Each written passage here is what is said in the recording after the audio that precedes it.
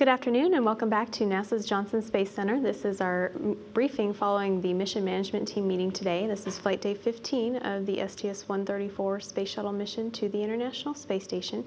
And to give us some comments from today's meeting, we have the chairman of the MMT, Leroy Kane, who is also the Deputy Program Manager for the Space Shuttle. So I'll turn it over to Leroy for comments and then open it up for questions. Thank you, Kylie. Good afternoon. It's great to be here with you today. We are, as you know, coming to the end of a spectacular mission here with Endeavour. The crew continues to perform excellent, as well as the vehicle on orbit. Yesterday, we saw a magnificent display of the two vehicles as, of course, we executed the undocking, the separation, the fly around, the re-rendezvous, if you will, and we just got some spectacular views from both the orbiter as well as from the station looking back at the orbiter. And so that was pretty exciting. And of course, the DTO went very well, and we gathered a lot of good data. The team today came into the mission management team and briefed us on the status of all of the activities. Of course, we're flying alone now. Endeavour's flying alone with the Endeavour crew and preparing for end of mission, our normal landing and end of mission activities. Crew's sleeping now, and we just reviewed the status of the vehicle and the systems and the plan forward. The one thing we talked in a little bit of detail is the entry plan. The entry flight director gave the summary of his plan for entry and landing, and so we reviewed that plan. It's a very good plan. We have a very good chance to get landed at KSC on end of mission day, which is early morning hours on Wednesday morning. So we're looking very much forward to that. As I said, the vehicle is performing outstanding. We have no new significant anomalies to talk about. The mission has gone very well. We're happy that we were able to accomplish all the objectives in the docked mission. I think our space station friends are very happy with the progress that we made. And so we left them, I think, in great shape, and their crew in great spirits. So we're looking very much forward here to the end of the mission. Our biggest milestone remains, obviously, to get Endeavour and the crew back on the ground early morning on Wednesday at Kennedy Space Center. So it's been a great mission. It's good to be here with you today. I'd be happy to answer any questions you have. Come on up. Thank you. I'm Mark Carreau for Aviation Week. Do you have a nominal end of mission plus 2 days in your thinking, or less or more at this point? And what are your limiting consumables on the orbiter and making further determinations? Okay, Mark. We have a lot of capability.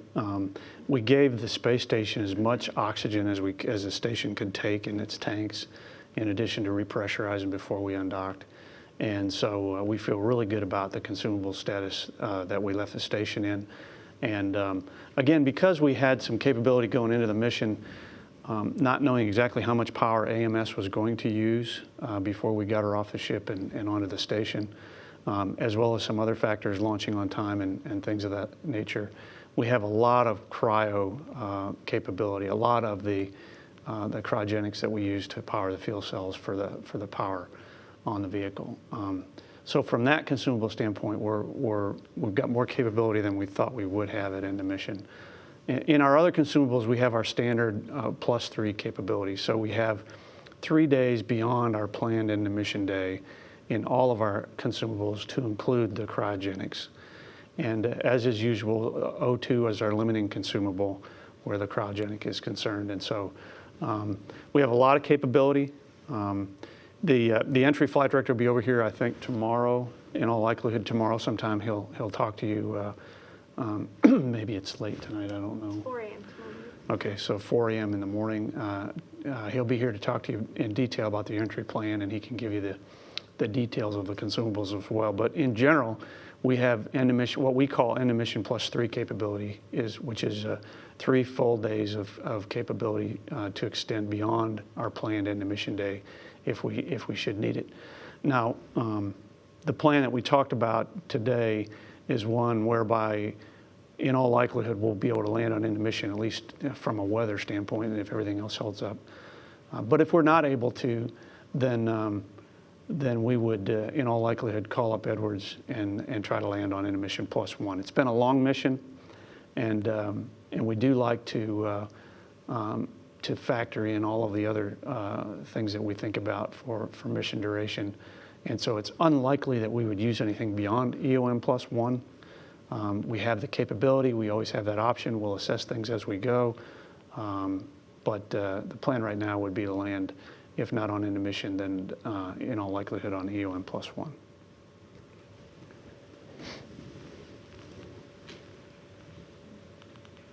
Denise Chow at space.com. I was just wondering if you could sum up the performance of Endeavour on its final flight throughout the whole mission. Performance has been outstanding. And we have been very fortunate because of the hard work of the teams on the ground that prepare these vehicles. I think, when I think back to the last couple of years, really, of missions, we've been extremely fortunate with the performance of the vehicles on orbit. And certainly this has been no exception.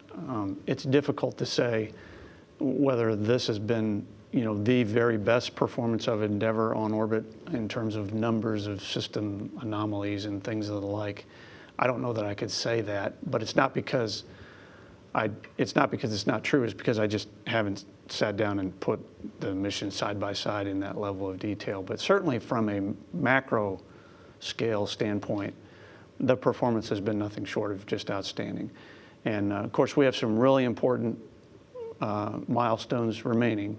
Tonight, when the crew gets up, they'll do their normal end of mission -1 activities, which will include powering on a lot of the entry and landing systems to check them out. And I'm quite sure they'll all work just fine. But there's, still some milestones ahead of us where we've got to continue to stay focused and continue to be able to deal with things as they come. But the performance up till now on this mission for the flying alone part as well as the dock part of the mission has just been outstanding.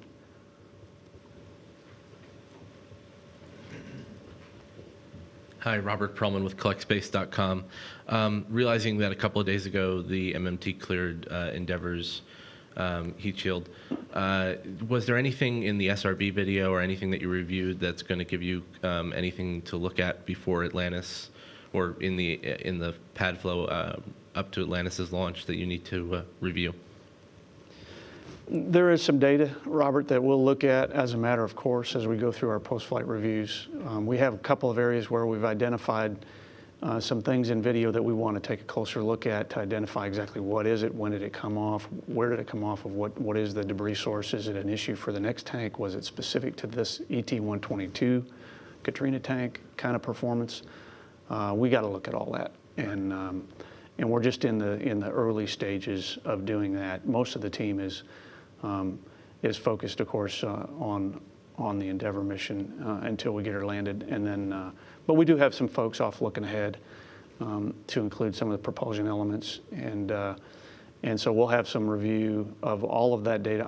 Frankly, we'll have our normal review of all of that data in our normal post-flight review activities, and so I don't see anything that's poking out right now that gives me great concern in that regard.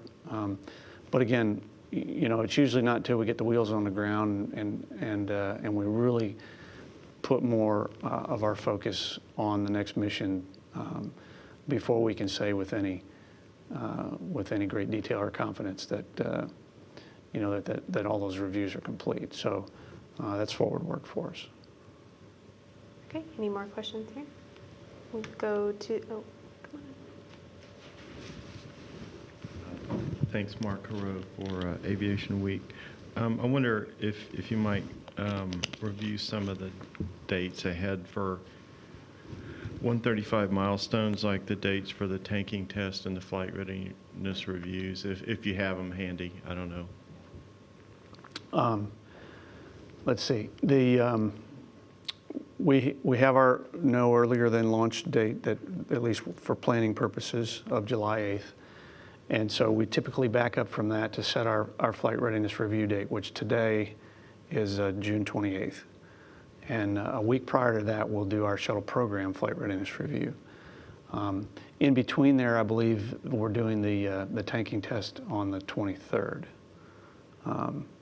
And so we've got some work to do between now and then. Obviously, there's also actually that's not right. I think the 23rd. I better not give you those dates because I'm not 100% sure. I was about to correct myself and say I think that the TCDT is the 15th and the tanking test is the 23rd. But for sure, the FRR is the 28th. The targeted launch date is July 8th. We do have the TCDT and the tanking test and the post-tanking test activities penciled in the timeline, but most of the numbers I have jammed into my brain right now are associated with the mission that we have on orbit. But we have those dates, Mark, and we can get those to you. We'll go to the questions on the phone bridge. We'll start with Gina Sinceri, please.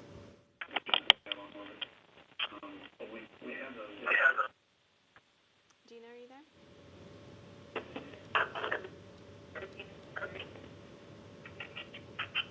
Okay, we'll try Jim Oberg next.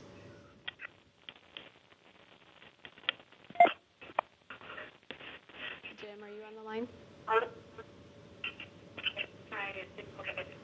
Yeah, hello there. Okay, go ahead, Jim. I'm wondering if you have any, Leroy, if you have any update from outside about the status of the Soyuz back out pictures. You got the shuttle pictures of the ISS. We're still waiting for the Soyuz pictures of the ISS. Yeah, Jim, we're all pretty excited to see him. I hope we get to see him sooner than later. The last I heard was we should expect them not earlier than June 6th. And I suppose there's an outside chance we may get a sneak preview of them before that, but I don't have any better intelligence for you than that right now.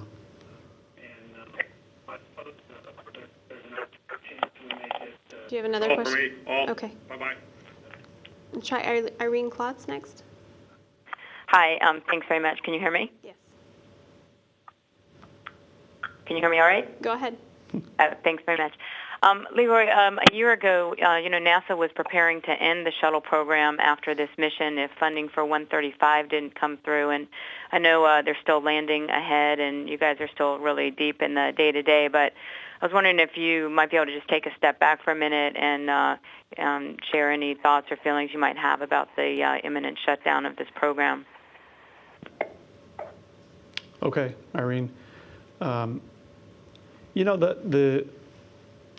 It's interesting, the dynamics of things as you come toward the end of, in this case, the shuttle program.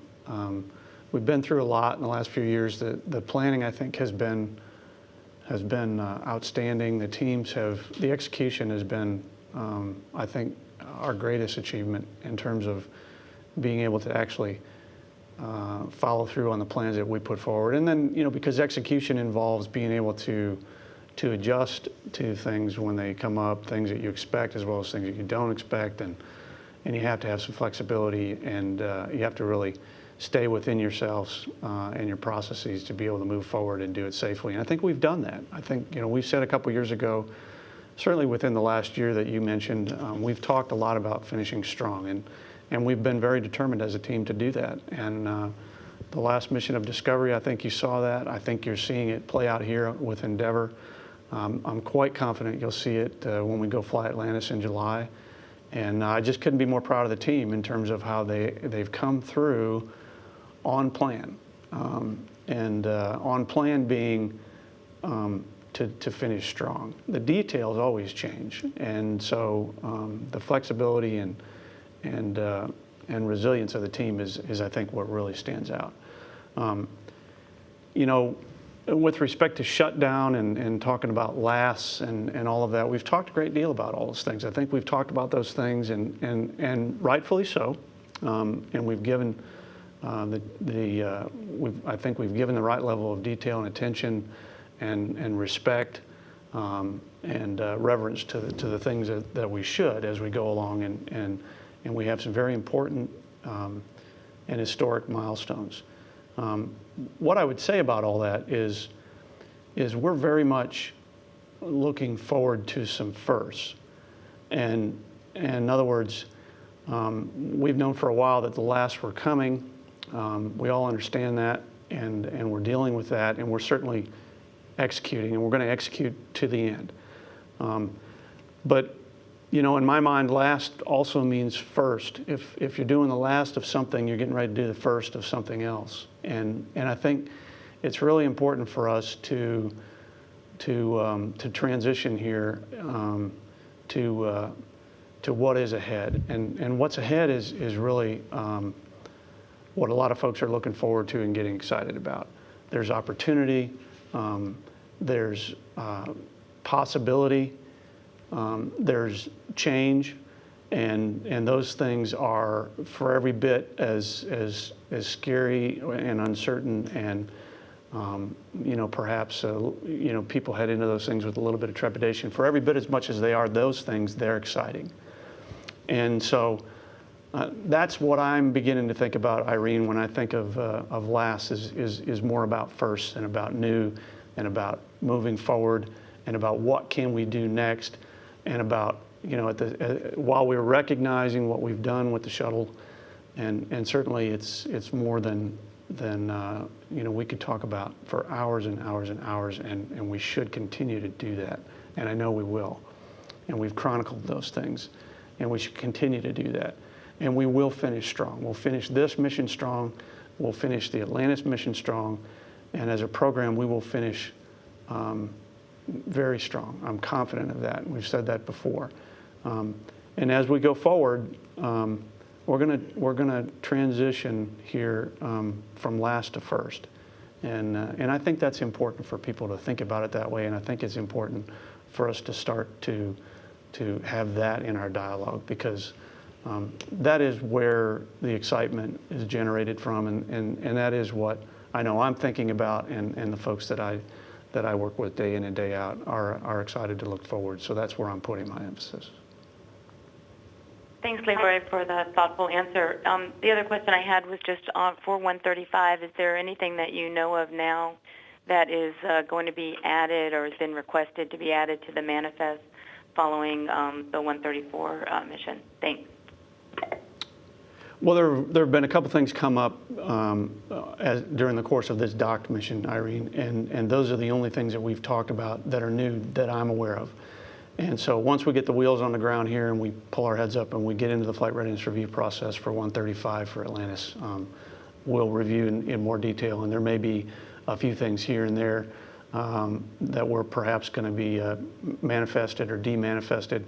Two things from this mission, from the dock phase, we talked about. One is one of the bags of water, one of the CWCs, and so there's a plan in work to try and bring back another one in the MPLM on 135.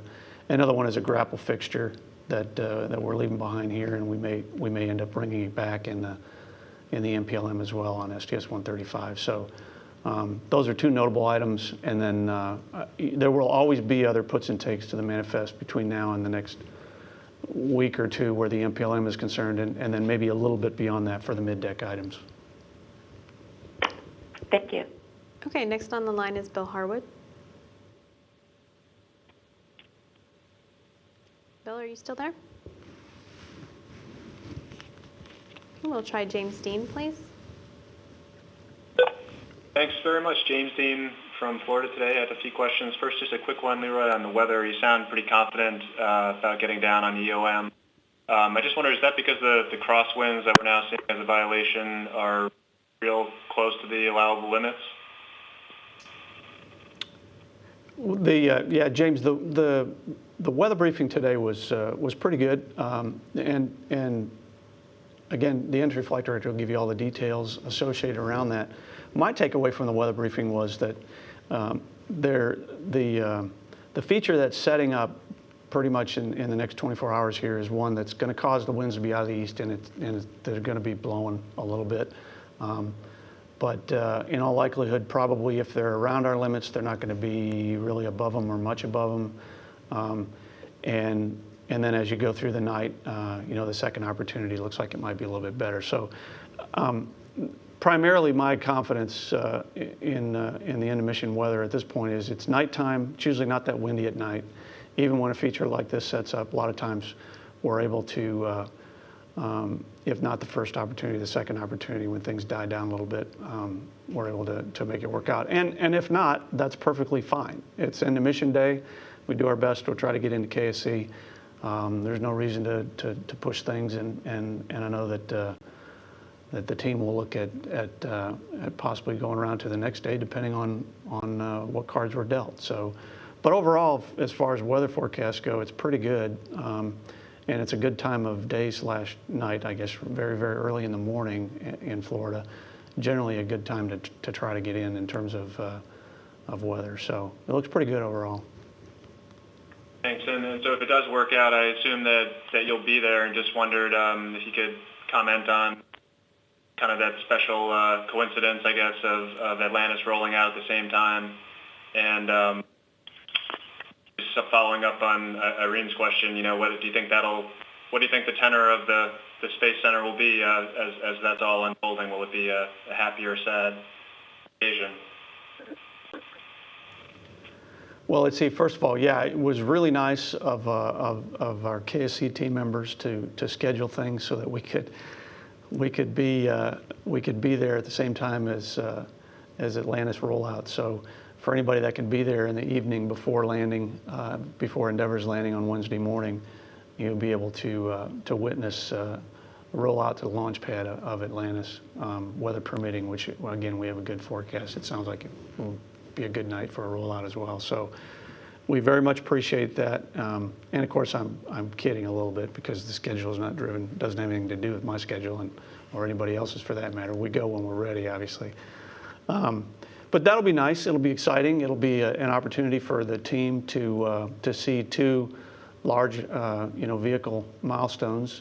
One, obviously, with getting Atlantis out to the launch pad, and then following that up just a few short hours later with hopefully landing on the first opportunity at KSC of Endeavour. So, the tenor will be excitement, James. Folks get really excited about these things, as well they should. They work really hard to get to this point on any one of these. In the case of Atlantis, to get to this point in the flow of Atlantis. Obviously, this is huge because it's the final rollout of Atlantis to the launch pad, and a lot of excitement around that. Sadness. People deal with these things in their own ways, and so I would expect overwhelmingly, though, the air and the overall tenor of the thing to be a lot of excitement, and again, folks realizing that what we're doing here is really important. It's been in some ways it's been historically it will be very important in many ways, but at the same time, really looking forward to what we're about as an agency and what we're about as a nation in terms of moving forward and having a lot of excitement and about that and being able to look forward to what's next. Thanks very much. And then lastly, I just want to ask you, you discussed how Endeavour has left the station in very good shape, and just wondered if you could look ahead again to 135 and just sort of explain how that mission picks up from where Endeavour left off in terms of, station's long-term sustainability and operation. Sure. We put kind of the final assembly pieces, if you will, the large pieces on the station, at least from a shuttle station assembly standpoint, with AMS and the ELC-3, and then we even gave station our orbiter, our boom system, sensor system. And so we won't be leaving any other large pieces behind when we come up with Atlantis. Obviously, we have the MPLM and the associated cargo in it that we'll haul up and unload, and then we'll repack it with some things we're going to bring home. It'll be very much a logistics kind of mission, the last opportunity for the shuttle to do that for the space station. And so the missions are different in that regard. Neither one is more important than the other, in my opinion. They're both very important. This one was really important for the station, for us to be able to get here and accomplish this mission.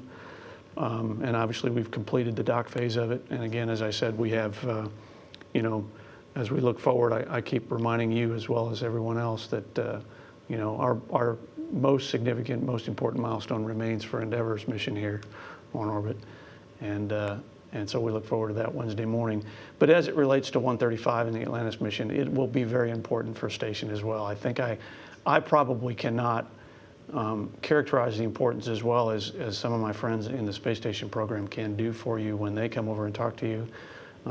But it is primarily logistics, James, and a lot of times folks hear that and they think, oh, okay, it's just Band-Aids and food and whatever else, and it's really not. It's more than that, and it is extremely important for station and for the viability of station for the next calendar year is what I would say. Thanks a lot. Okay, we'll try back on the line. Is Gina on there? Yes, I'm on the line. Leroy, you talked about the importance of 135 as a logistics mission. People have described it as kind of a U-Haul truck going up and a recycling truck coming back. How do you sell this to people who say, boy, that's boring?